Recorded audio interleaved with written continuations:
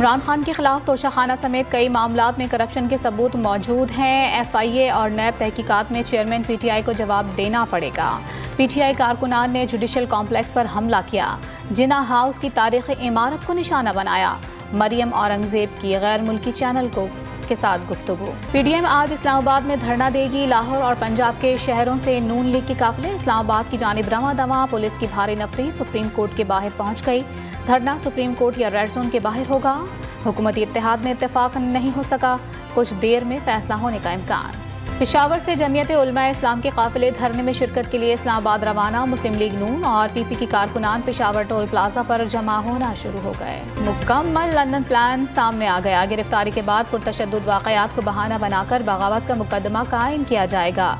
10 साल तक जेल में रखने की साजिश की जा रही है। सुप्रीम कोर्ट के बाहर JUI का ड्रामा किया जा रहा है। मकसद चीफ जस्टिस आइन के मुताबिक फैसला ना दें।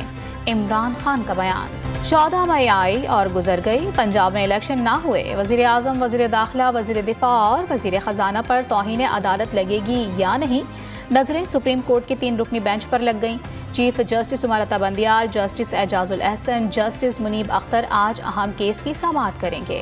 पार्लियामेंट का मुश्तरका इजलास शाम 4 बजे होगा। 19 नुकाती एजेंडा जारी। एहतसाब ऑर्डिनेंस में तरमीम का बिल पेश किया जाएगा।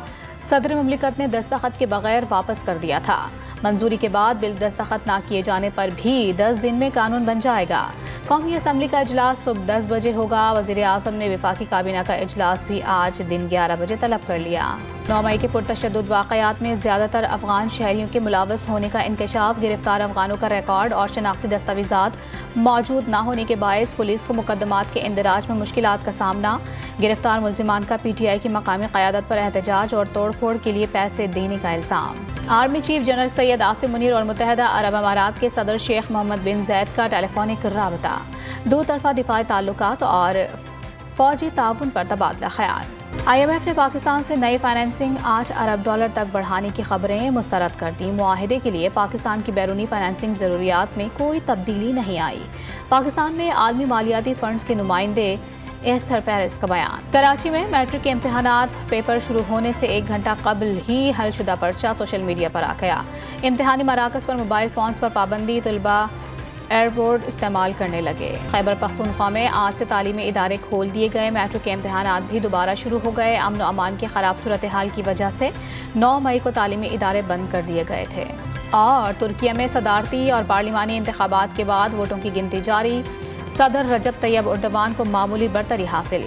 कमाल कलेच दारोगलो दूसरे नंबर पर। कोई भी उम्मीदवार 50% वोट हासिल नहीं कर सका।